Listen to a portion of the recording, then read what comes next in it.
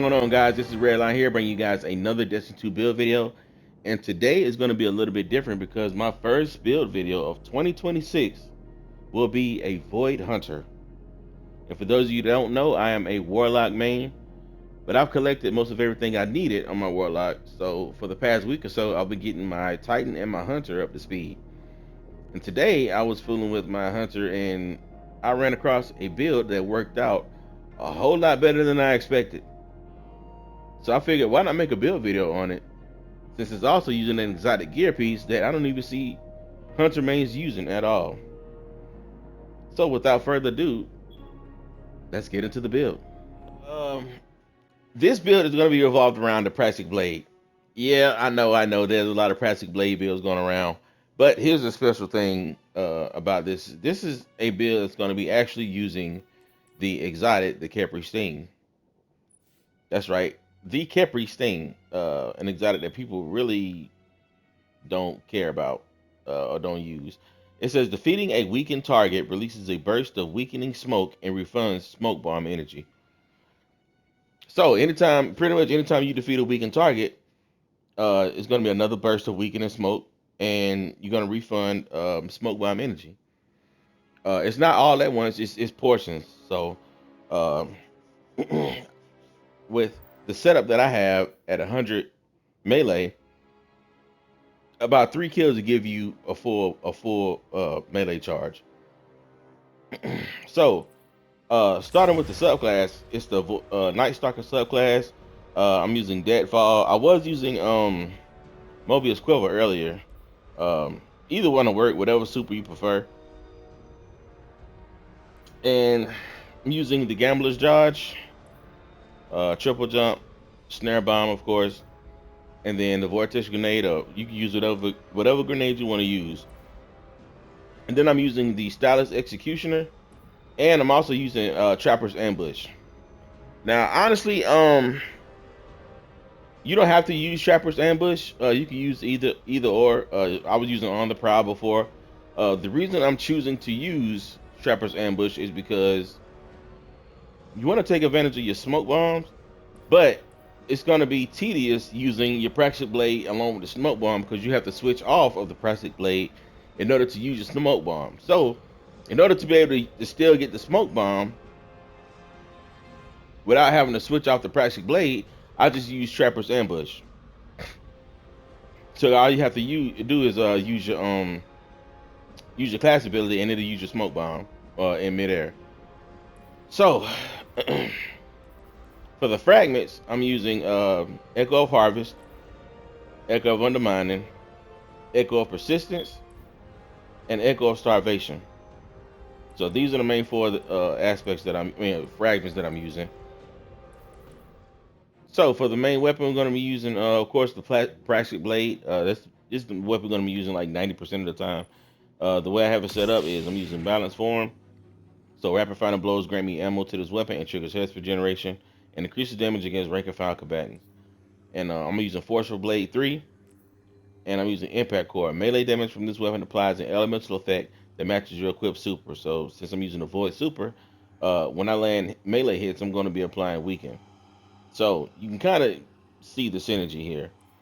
Now for the next two weapons is totally up to you.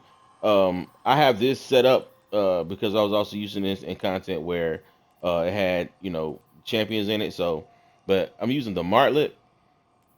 This is a really good Martlet. This is actually the first Martlet I got, and it comes with Firefly, Repulsor Blaze, Head Seeker, Destabilizing Rounds, Withering Gaze, and Kill Clip.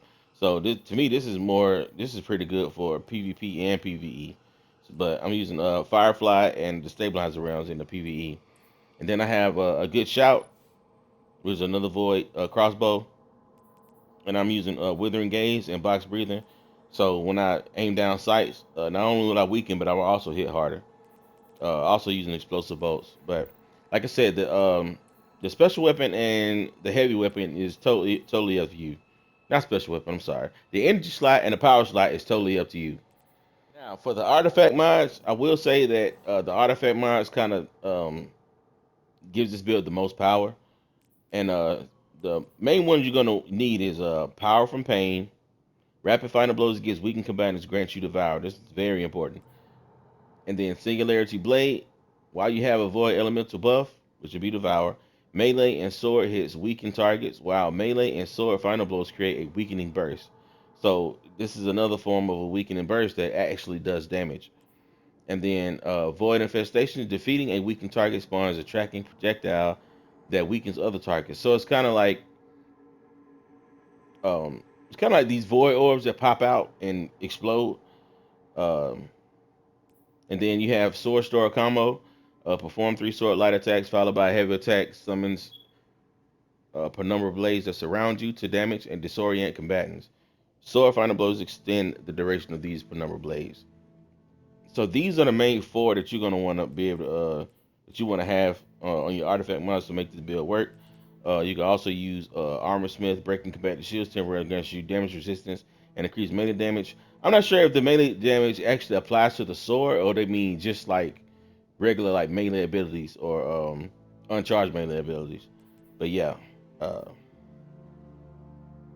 you don't necessarily need these two right here. But I mean, if you want to, you can. But yeah, these are the main four. Now, as far as gear pieces, I decided to go with a 4-piece Potent set. The Potent set is really good for just general use. If you don't have a set that synergizes with your build in general, then this Potent set can pretty much take the place of it, and you'll still be good. The 2-piece is Rapid Repair. When your shields begin to regenerate, you gain flinch resistance and damage resistance for a short time. And I think the damage resistance is about 10% from what I looked up, which is, um, it's not much, but it's better than nothing. Any damage resistance is good damage resistance.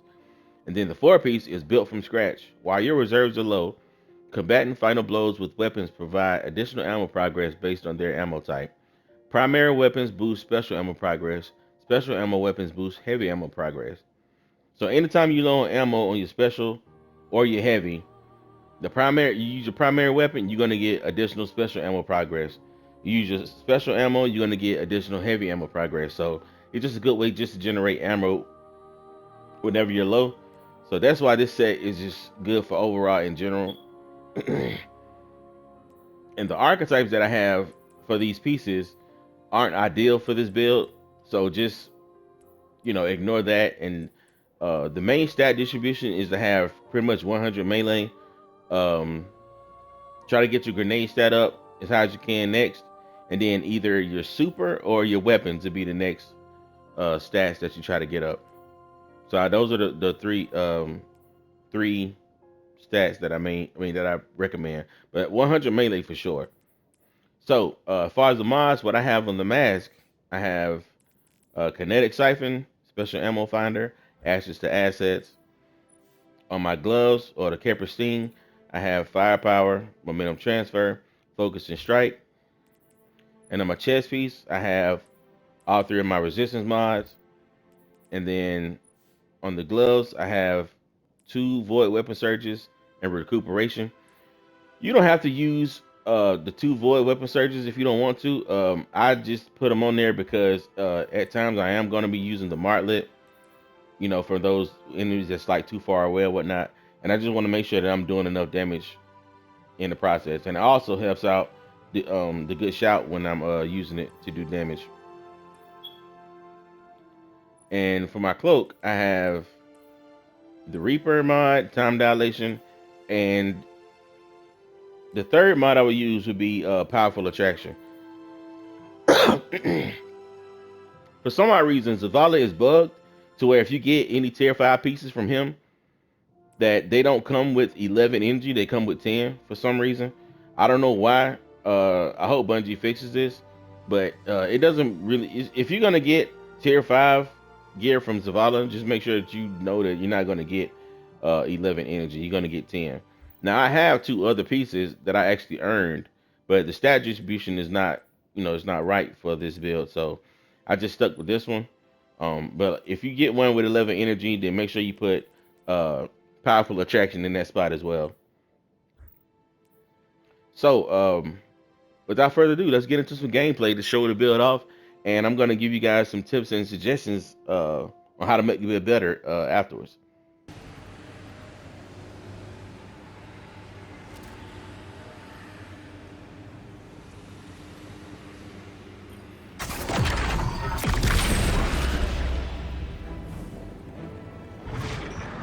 light exerts its inexorable pull. Break its tether.